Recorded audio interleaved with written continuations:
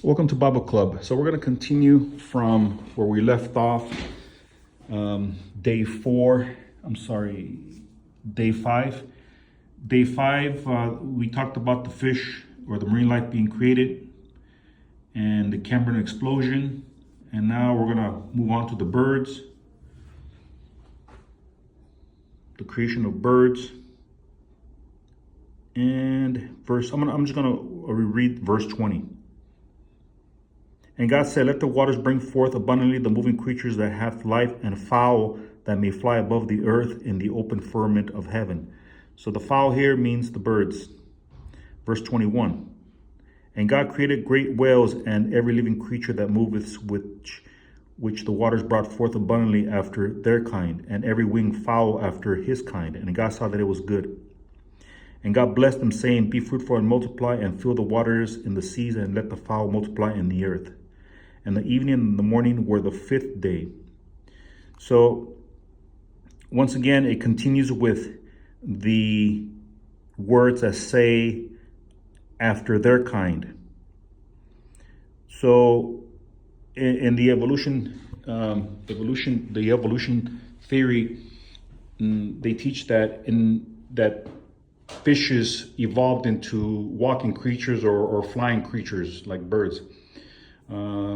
No, it contradicts the Bible, because the Bible explains that marine life will bring forth marine life. A fish will bring forth a fish, a bird will bring forth another bird. If that is not the case, okay, in my point of view, if a fish does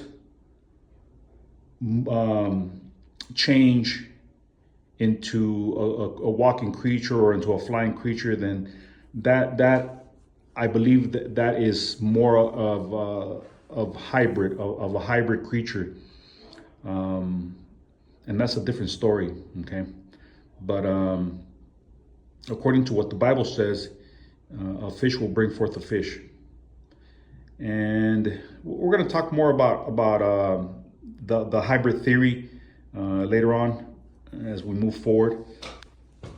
So for right now, let's move on. Verse 24. And God said, let the earth bring forth the living creatures after his kind, cattle and creeping things, and beasts of the earth after his kind. And it was so. And God made the beasts of the earth after his kind, and cattle after their kind, and everything that creepeth upon the earth after his kind. And God saw that it was good. All right. So they mention here the creation of land animals. In the timeline here, they're called mammals or primates.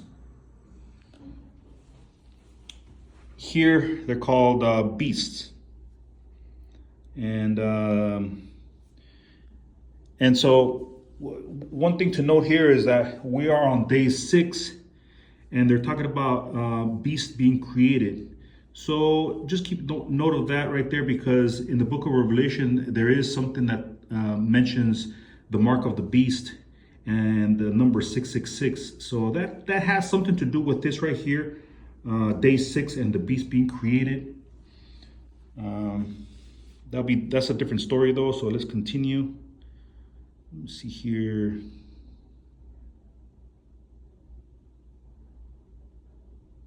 Okay, verse 26. And God said, let us make man in our image after our likeness. Okay, I'm going to stop there. And God said, let us make man in our image after our likeness. So here, there's more than one person mentioned here. It says, let us make man in our image, more than one. So it brings us back to chapter 1, because in chapter 1, verse 1, actually not verse 1, but in chapter 1, in the creation of the universe, we hear the author Moses talk about how the Spirit of God was there in the beginning. It says, in the beginning, God created the heavens of the earth was void and empty, and darkness was upon the surface of the deep, and the Spirit of God was hovering over the surface waters. It says, and the Spirit of God was hovering over the surface waters.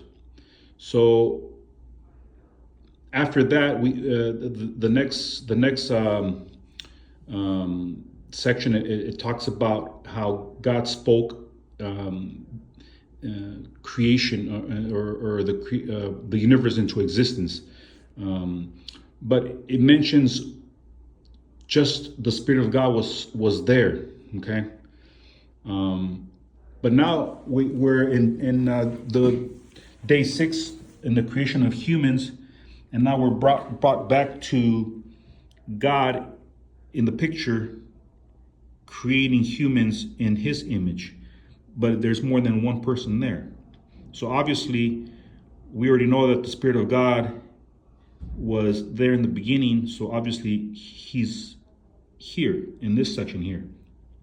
Let us make man in our image. Because angels cannot create. Only God can create. And so